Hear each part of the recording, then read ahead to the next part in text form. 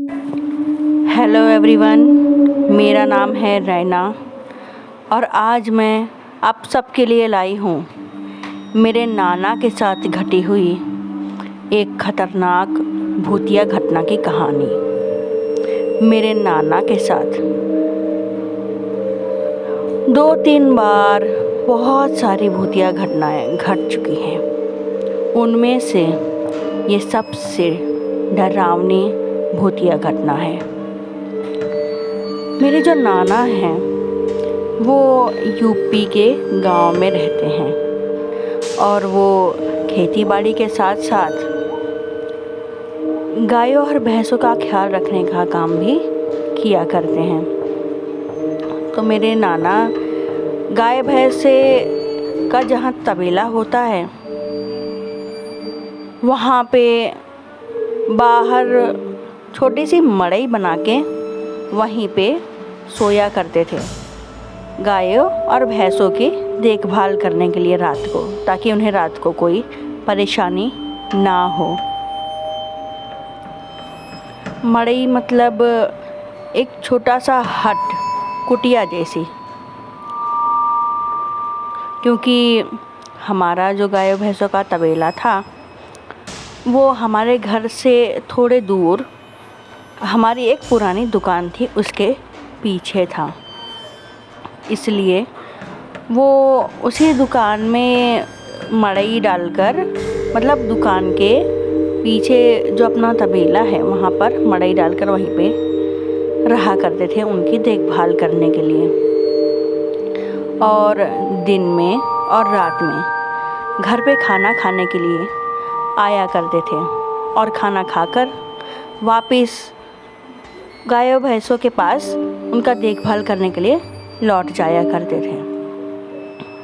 तो मेरे नाना वो जहाँ पर रहते थे वहाँ पर उन्हें कई बार कोई घुंघरू पहन के नाच रहा है ऐसा एहसास होता था, लेकिन वो उतना ज़्यादा ध्यान नहीं देते थे। हमारे पुराने दुकान से थोड़े दूर पर एक नई दुकान है जो मेरे बड़े मामा चलाते हैं। मेरे नाना कई बार नई दुकान पर भी जाया करते थे।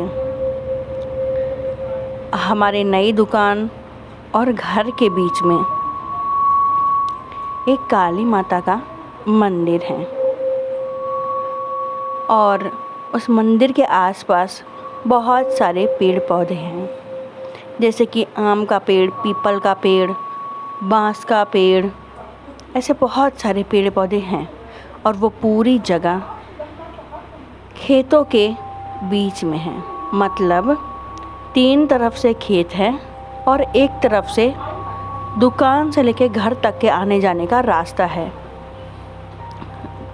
नई दुकान और घर के बीच कई सारे पड़ोसियों के भी घर पड़ा करते हैं, लेकिन वो थोड़े दूर पर थे।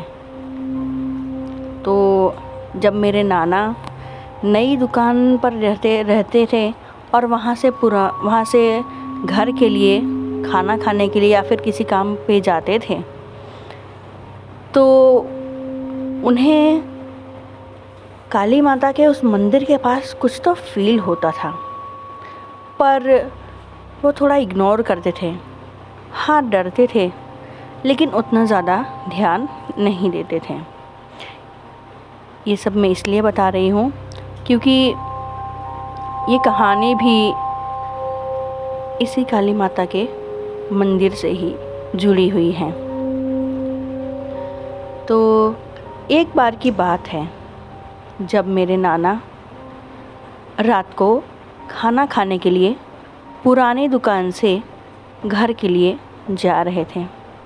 वो रात थी पूनम की। ये बात 2007-8 की होगी। उस समय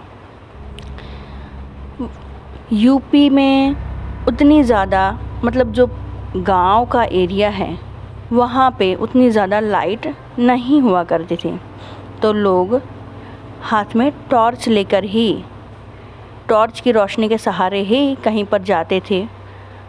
तो टॉर्च की रोशनी ही उन्हें आगे बढ़ने में मदद करती थी। तो वो पूनम की रात थी, रोशनी मतलब लाइट तो नहीं थी, तो जाहिर सी बात है मेरे नाना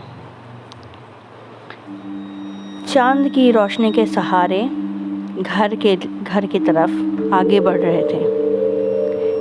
मैं बता दूं, उन्होंने लाइट, मेरा मतलब टॉर्च लिया हुआ था, लेकिन चांद की रोशनी इतनी साफ और इतनी अच्छी तरह से रोड पे आ रही थी कि उन्हें टॉर्च ऑन करने की ज़रूरत नहीं पड़ी। मैं बता दूं, ये हमारी जो पुरानी दुकान है, वहाँ से घर के लिए जाने के लिए रास्ते से हटकर एक पतली सी कच्ची सड़क आती है, पतली सी, उसको हम लोग गांव में मेड़ बोलते हैं। और वो मेड़ किसी और के द्वारा नहीं, बल्कि जो लोग वहाँ पे खेती करते हैं, मतलब हमारे गांव के लोगों द्वारा ही बनाई गई है, ताकि आने जाने में आसानी हो सके। तो मेरे नाना सड़क से साइड हटकर उसी मेड़ से खाना खाने के लिए घर की तरफ जा रहे थे।